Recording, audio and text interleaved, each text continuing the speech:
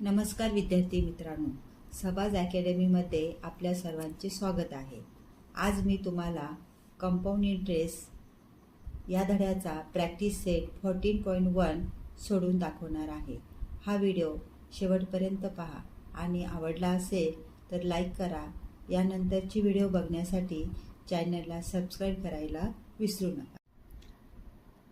Practice set 14.1 मध्ये question number 1 आहे, find the amount and the compound interest. इथे तुम्हाला टेबल दिलेला आहे। इथे तुम्हाला प्रिन्सिपल दिलेला आहे 2000, रेट ऑफ इंटरेस्ट दिलेला आहे 5 आणि ड्युरेशन 2 इयर्ससाठी दिलेला आहे। तर हे उदाहरण कसं सोडवायचं ते मी तुम्हाला सोडून दाखवत आहे। तर बघा, या उदाहरणामध्ये पी आहे 2000, आर आहे 5, एन आहे 2 इयर्स। मग इथे ए फॉर्म्युला यूज करू आपण। A is equal to P 1 plus R divided by 100, त्याचा घातांक आहे एन। मग इथे ए जी आहे ती अमाऊंट आहे, पी जो आहे तो प्रिन्सिपल आहे, आर जो आहे रेट ऑफ इंटरेस्ट आहे आणि एन जो आहे तो ड्युरेशन आहे। मग इथे आपण पी ची किंमत टाकलेली आहे 2000, 1 अधिक 5/100 आणि त्याचा घातांक घेतलेला आहे 2। मग 2000 गुणिले, आता इथे आपल्याला तिरकस गुणाकार करावा लागणार आहे। छेद समान करून हे उदाहरण सोडवावं लागणार आहे। 100 गुणिले 1 100 अधिक 5 गुणिले 1 म्हणजे 5, 100 अधिक 5 म्हणजे 105 छेदी 100 आणि त्याचा घातांक आहे 2। मग इथे 2000 गुणिले 105 छेदी 100 गुणिले 105 छेदी 100, भाग जाणाऱ्या संख्या शोधल्या आपण। जितके शून्य होते इथले 3 शून्य आणि इकडचे 3 शून्य कट करून 2 ने भाग दिलेला आहे। मग इथं उरलेल्या आहे संख्या 105 गुणिले 21, यांचा गुणाकार केला 2205। ही जी आलेली आहे ती अमाऊंट आहे।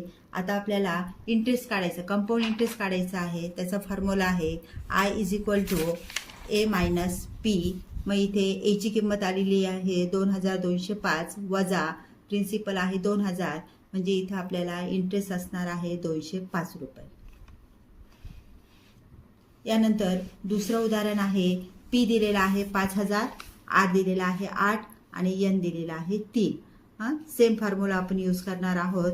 इथे पी ची किंमत घेतली 5000, 1 अधिक 8/100, त्याचा घातांक घेतला 3। 5000 गुणिले, आता इथे पण तिरकस गुणाकार केला, 100 अधिक 8 म्हणजे 108/100, यांचा 3दा गुणाकार केला, भाग जाणाऱ्या संख्या शोधल्या आणि मग शेवटी आपलं उत्तर आलेलं आहे। इथं पॉईंटमध्ये उत्तर येत आहे। तर इथे उत्तर आलेलं आहे 6298.56। मग इथे आपल्याला पुन्हा आय काढायचं आहे। मग कंपाऊंड इंटरेस्ट बरोबर अमाऊंट वजा प्रिन्सिपल। मग 6298.56 आणि प्रिन्सिपल होतं आपलं 5000, म्हणजे उरलेली त्याचं जे इंटरेस्ट आलेलं आहे 1298.56 रुपये आलेला आहे। त्याचप्रमाणे तिसरं उदाहरण आहे, पी तुम्हाला 4000 दिलेला आहे, आर 7.5 दिलेला आहे, एन 2 दिलेला आहे। आपण फॉर्म्युला यूज केला, A is equal to P 1 plus R divided by 100 raise to N आणि फॉर्म्युल्यामध्ये आपण किमती टाकलेल्या आहे 4000, 1 अधिक 7.5 छेदी 100, घातांक आहे 2। आता इथे बघा 7.5 आलेला आहे, त्याचं रूपांतर आपण शून्य आपण तिथे कट करू, म्हणजे पॉईंट काढून आपण शून्य तिथे वाढून घेऊ। मग इथे आलेला आहे 1 अधिक 75, 7.5चे आपण 75 घेतले आणि खालचं 100चा एक शून्य वाढवलेला आहे, म्हणजे खाली झाले 1000।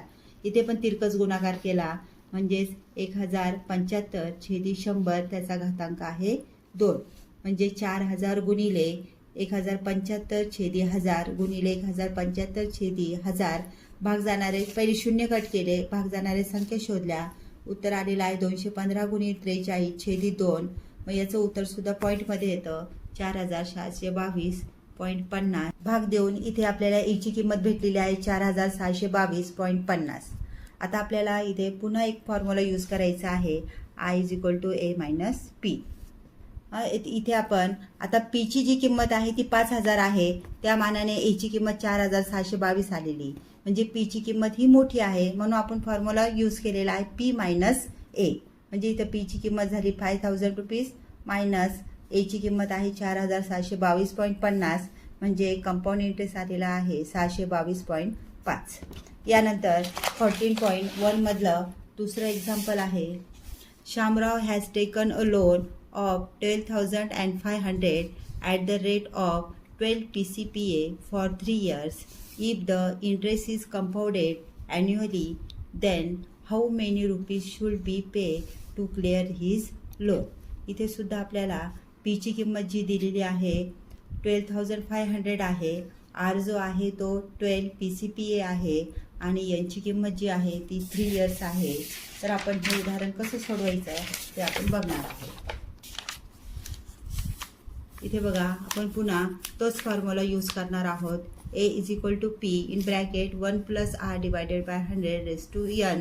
मग इथं पीची किंमत जी आहे 12,500 1 + R जो आहे 12 आहे डिवायडेड बाय 100 12,500 इंटू आता इथे पण आपण तिरकस गुणाकार करून 112/100 112/100 112/100 कारण इथं घातांक 3 आहे.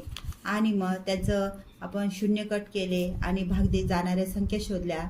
त्याच्यावरून त्याचं उत्तर आलेलं आहे 70,561 रुपीज अँड 60 पैसे. Means Shyamrao has pay 70,561.60 rupee to clear his loan. तिसरं उदाहरण आहे to start a business Shalaka has taken a loan of 8,000 rupees at the rate of 10.5 PCPA. After 2 years, how much compound interest will she have to pay? तर हे उदाहरण बघा आपण ह्या पद्धतीने सोडू शकतो. इथे प्रिन्सिपल आहे 8,000, रेट ऑफ इंटरेस्ट आहे 10.5 याचाच अर्थ होतो 10.5 आणि n आहे इथं 2 वर्ष. आपण फॉर्म्युला यूज करणार आहोत. A = P in bracket 1 + R / 100 n. मग P आहे 8,000 1 + रेट ऑफ इंटरेस्ट आहे 10.5 डिवायडेड बाय 100 मग इथे 8,000 1 + आता आपल्याला पॉईंट नको आहे. मग हा पॉईंट कॅन्सल करून खालचा छेदाचा जो शून्य आहे तो आपण इथे वाढवू शकतो. म्हणजेच 105/1000 आणि त्याचा घातांक आहे 2. इथे पुन्हा तिरकस गुणाकार करून पुढची स्टेप आलेली आहे 8,000 1,105 डिवायडेड बाय 1,000/2. मग यांचा आपण दोनदा गुणाकार घेतलेला आहे. ए आलेला आहे 9,768.2. मग इथे आपल्याला कंपाऊंड इंटरेस्ट आफ्टर 2 इयर्स आपल्याला काढायचं आहे. मग आपल्याला माहिती आहे I = अमाऊंट मायनस प्रिन्सिपल. मग इथे अमाऊंट जी आहे ती जास्त आहे प्रिन्सिपलसाठी म्हणून आपण 9,768.2 मायनस 8,000 त्याचं आन्सर येतं आहे 1,768.2 रुपीज. म्हणजे 2 वर्षानंतर कंपाऊंड इंटरेस्ट एवढा होणार आहे. अशा प्रकारे आज आपण लेसन नंबर 14 कंपाऊंड इंटरेस्ट याचा प्रॅक्टिस सेट 14.1 कसा सोडवायचा ते आपण बघितलेला आहे. तसेच पुढचा जो प्रॅक्टिस सेट आहे 14.2 तो आपण पुढच्या व्हिडिओमध्ये बघणार आहोत. असेच ज्ञानपूर्ण व्हिडिओ बघण्यासाठी चॅनलला लाईक करा, सबस्क्राईब करा. थँक्यू.